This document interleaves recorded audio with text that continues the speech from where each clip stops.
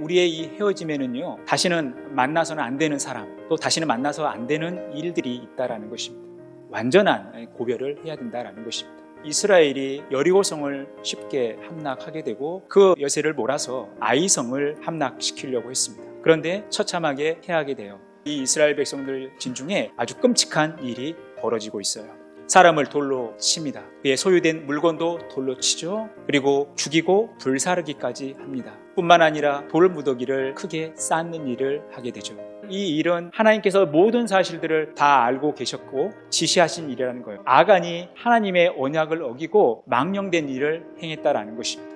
하나님 앞에 범죄했다라는 거예요. 이 온전히 바쳐진 물건의 의미는 하나님으로부터 저주받은 물건이라는 거예요. 아간이 온전히 바쳐진 물건, 저주받은 물건을 취한 거죠. 이것은 하나님의 언약을 파기한 일이라는 것입니다. 그 온전히 바쳐진 물건을 제해야 한다는 거예요. 그렇지 않으면 하나님이 함께 하시지 않는 거죠. 하나님이 함께 하시지 않으면 그들은 이길 수 없다는 거예요. 하나님의 언약을 어겼다는 것은 하나님을 반역했다는 거예요. 그들이 아이성을 점령하기 위해서 바쳐진 온전한 물건, 이 저주받은 물건을 그들 안에서 제거해야 했다는 거예요. 하나님은 죄를 미워하십니다.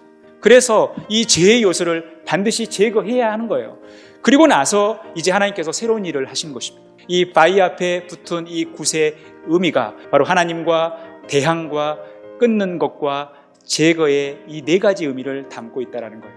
하나님께 대항하는 모든 죄의 요소를 끊고 제거하는 것, 이것이 하나님 보시기에 좋은 것입니다.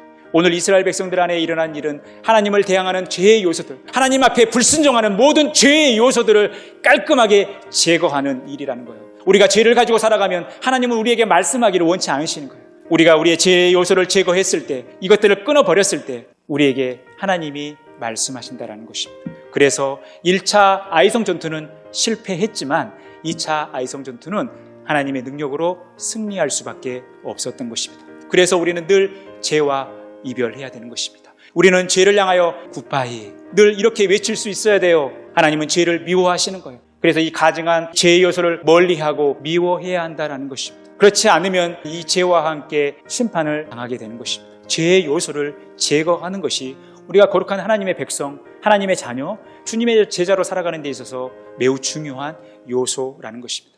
여러분, 개인의 삶뿐만이 아니라 공동체도 마찬가지입니다. 우리 안에 작은 죄의 요소가 있다면 여러분, 이것을 인정을 베풀 것이 아니라 제거하는 결단과 단호함이 필요하다는 거예요. 혹 내 안에 죄의 요소가 있다면 이 죄의 요소는 하나님 앞에 반항하는 일이라는 엄중함을 가지고 이 죄의 요소를 반드시 끊고 제거하는 죄를 향한 굿바이의 삶이 저와 여러분의 삶 가운데 가득 넘치기를 간절히 축원합니다.